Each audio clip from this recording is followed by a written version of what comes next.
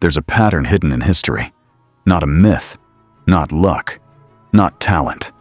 A repeatable system. A system used by kings, by empire builders, by billionaires. From Mansa Musa to Rockefeller, from Joseph in Egypt to modern financial elites. Different eras, different tools, same strategy. And once you see it, you can't unsee it. Because the people who built the largest fortunes in history didn't just work harder.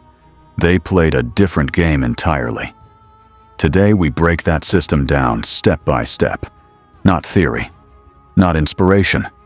The exact strategy used to go from nothing to empire. Kings, empires, and billionaires are usually studied separately. History in one place, finance in another. But the truth is simpler. Wealth follows patterns. And those patterns don't change. The tools evolve. The environment shifts. But the underlying structure stays the same. Every major fortune in history was built on 3 layers: control, leverage, and time. Miss one and the system breaks. Understand all 3, and the path becomes predictable. Let's start with the first layer. Every empire begins with control. Not money. Control. Joseph of Egypt didn't become powerful because he had gold. He became powerful because he controlled food supply during a famine. Mansa Musa didn't dominate because he mined gold. He dominated because he controlled the trade routes that moved it. Rockefeller didn't just refine oil, he controlled distribution. Pipelines, railroads, supply chains. Same principle. Control the system, and you control the outcome. Most people chase income. Empire builders chase control. Control over resources, distribution, access, and information. That's the difference. A worker sells time. A business owner sells a product. An empire controls the system that both depend on. And once control is established, something changes. You stop reacting to the market and start shaping it.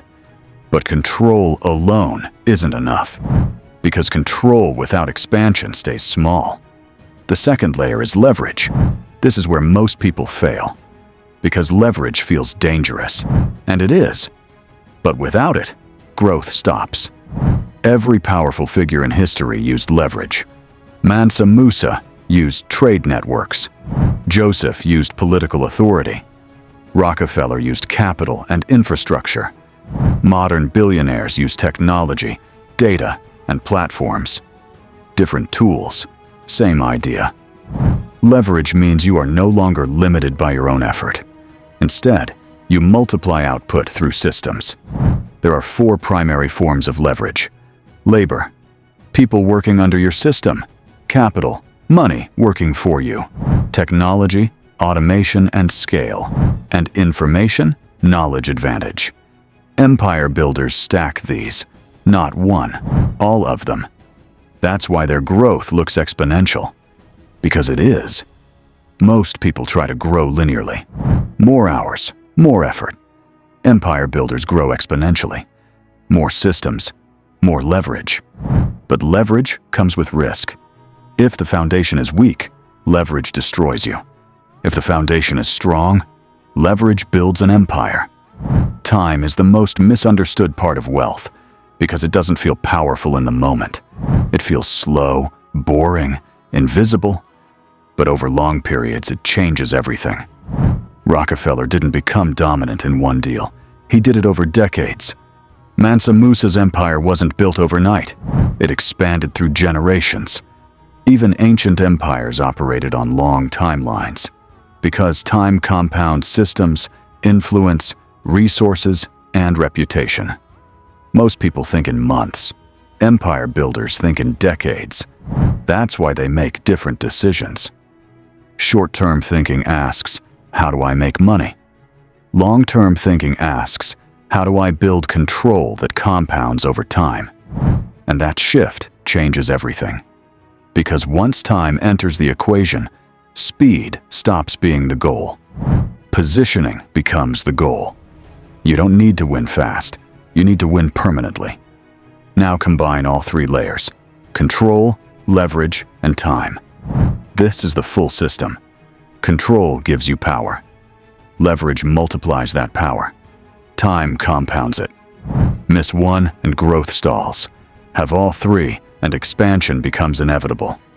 This is why some people work hard for decades and stay average, while others build systems once and scale for life.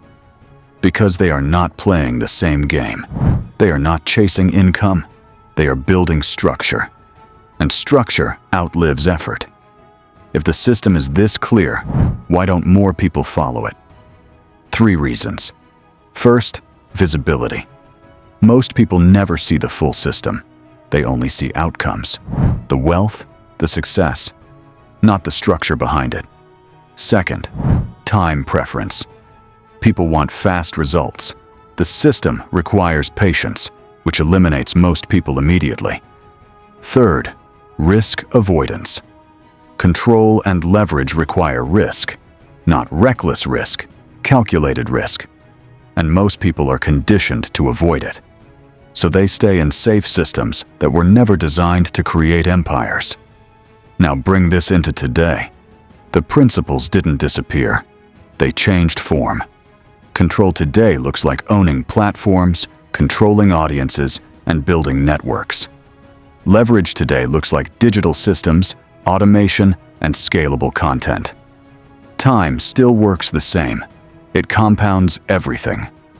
This is why modern empire builders focus on distribution, ownership, and scalability, not just income. Because income is temporary, control is permanent. Here's the real shift. You stop asking, how do I make more money? And start asking, what system can I control that produces money? That question alone separates workers from builders, and builders from empire creators. From ancient kings to modern billionaires, the strategy never changed. Control the system. Use leverage to expand it. Give it time to compound. That's it. That's the blueprint. Not a shortcut, not a hack, a system. And once you understand it, you start seeing it everywhere. If you want more breakdowns like this, where history meets real-world strategy, subscribe. Because the next video goes deeper. Not just how empires are built, but how they collapse, and why most never survive their second generation. I'll see you in the next one.